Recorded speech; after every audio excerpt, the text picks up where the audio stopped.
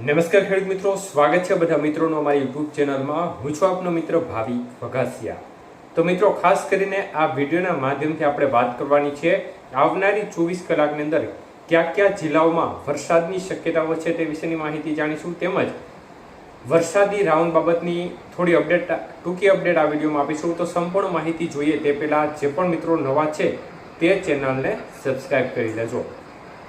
તો મિત્રો, ગઈકાલે પણ છૂટી છવાઈ વરસાદની ગતિવિધિ અનેક વિસ્તારોમાં જોવા મળી છે અને ખાસ કરીને upper air cyclonic circulation system Gujarat નજીક આટા લગાવી રહી છે. ક્યારેક કચ્છમાં હોય છે તો ક્યારેક ઉત્તર ગુજરાતના ભાગો નજીક જોવા મળી રહી છે અને છેલ્લા 3-4 દિવસથી આ સિસ્ટમ સક્રિય થઈ છે, જેને પરિણામ સ્વરૂપે છૂટો છવાયો વરસાદી માહોલ ગુજરાત રાજ્યના અમુક વિસ્તાર છે તેમાં જોવા મળી રહ્યો છે. હજી પણ સિસ્ટમ સક્રિય છે, જોકે ભેજનું પ્રમાણ ઓછું છે. બાકી આ સિસ્ટમ છે તે ખૂબ જ સારામાં સારો વરસાદનો લાભ મોટા ભાગના વિસ્તારોને આપત, પરંતુ અત્યારે આ સિસ્ટમ છે તેમાં ભેજનું પ્રમાણ ઓછું જોવા મળી રહ્યું છે, તો પણ એ અમુક વિસ્તારોને સારો વરસાદનો લાભ આપી રહી છે. ત્યારે મિત્રો, ખાસ કરીને બંગાળની ખાડીમાં જે સિસ્ટમ બની હતી તે હવે નબળી પડી ગઈ છે અને એ સિસ્ટમની ગુજરાતને કોઈ અસર થવાની શક્યતાઓ આપણે અગાઉ પણ કહ્યું હતું તેમ નહોતી. તો અત્યારે જે યુએસસી ગુજરાત નજીક છે તેની અસરથી હજી છૂટો છવાયો વરસાદી માહોલ ચાલુ રહેશે. હજી પણ આ સિસ્ટમ 2-3 દિવસ સુધી સક્રિય રહી શકે છે અને ગુજરાતના અનેક વિસ્તારોમાં આ સિસ્ટમ ફરતી રહેશે અને જેનો લાભ પણ અનેક વિસ્તારોને આપતી રહેશે. ત્યારે આવનારી 24 કલાકની અંદર વરસાદની ગતિવિધિ કેવી રહેશે તે વિશેની માહિતી જાણીએ. ત્યારબાદ વરસાદી રાઉન્ડ બાબતની મહત્વપૂર્ણ માહિતી જાણીશું. તો મિત્રો, આવનારી 24 કલાકની અંદર ટૂંકી માહિતી જોઈએ તો સૌરાષ્ટ્રમાં ભાવનગર, અમરેલી, બોટાદ જિલ્લાના ભાગો છે એ ભાગોમાં છૂટો છવાયો વરસાદી માહોલ જોવા મળી શકે છે. અન્ય સૌરાષ્ટ્રના ભાગો છે તેમાં વરસાદી ઝાપટા જોવા મળી શકે છે.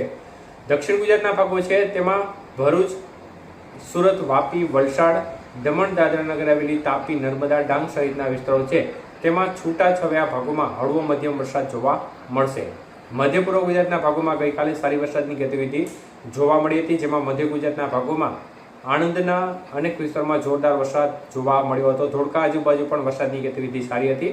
તો તે પ્રમાણે આજે પણ છૂટો છવાયો વરસાદી માહોલ અમદાવાદ, વડોદરા, ગાંધીનગર, ખેડા, નડિયાદ, ગોધરા, દાહોદ, પંચમહાલ સહિતના જિલ્લાઓ છે તેમાં તે ભાગોમાં છૂટો છવાયો વરસાદી માહોલ જોવા મળશે અને અન્ય ભાગો કરતા વિસ્તાર છે તે મધ્ય પૂર્વ ગુજરાતના વધુ રહેશે. ઉત્તર ગુજરાતના ભાગોમાં પણ મધ્ય ગુજરાતને લાગુ છે ઉત્તર ગુજરાતનો ભાગ છે તે ભાગોમાં છૂટા છવાયા વરસાદની ગતિવિધિ જોવા મળે. બાકીનો ઉત્તર ગુજરાતના ભાગો અને કચ્છના ભાગોમાં છૂટા છવાયા ઝાપટાનું પ્રમાણ જોવા મળશે. સૌરાષ્ટ્રના ભાગોમાં પણ આજે ઝાપટાનું પ્રમાણ થોડું વધુ રહેશે દરરોજ કરતાં.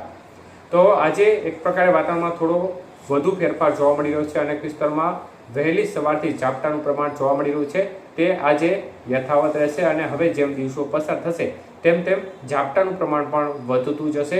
20 તારીખ બાદ વાતાવરણ છે તે વધુ ફેવરેબલ થતું જશે અને ઝાપટાની તીવ્રતા છે તેમાં વધારો થશે. છૂટો છવાયો વરસાદના વિસ્તારો છે તેમાં પણ વધારો થતો જશે. તો મિત્રો, હાલની સ્થિતિ પ્રમાણે જોવા જઈએ તો 24-25 જુલાઈ આજુબાજુથી ગુજરાતના ભાગોમાં એક સારો વરસાદનો રાઉન્ડ આવે તે પ્રકારની શક્યતાઓ અત્યારે દેખાઈ રહી છે. ખૂબ જ સારા સંકેતો ગુજરાતના તમામ વિસ્તારો માટે અત્યારે દેખાઈ રહ્યા છે. એટલે હાલની સ્થિતિ પ્રમાણે જોવા જઈએ તો 24-25 તારીખથી ગુજરાતના ભાગોમાં સારો વરસાદનો રાઉન્ડ શરૂ થવાની સંભાવના છે.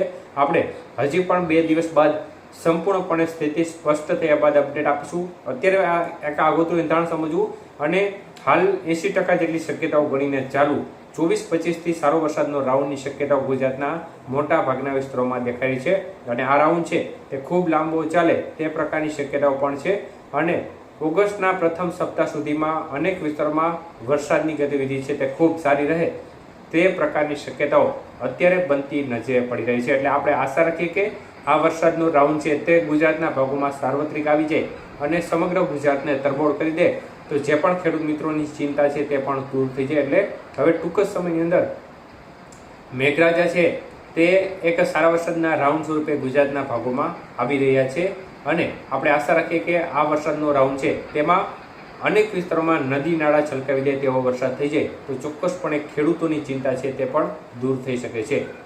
તો એક શક્યતાઓને ગણીને ચાલુ અત્યારે 80% જેટલી આપણે શક્યતા વ્યક્ત કરી રહ્યા છે. 2-3 દિવસ બાદ જે સ્થિતિ સ્પષ્ટ થયા બાદ વધુ અપડેટ આપીશું.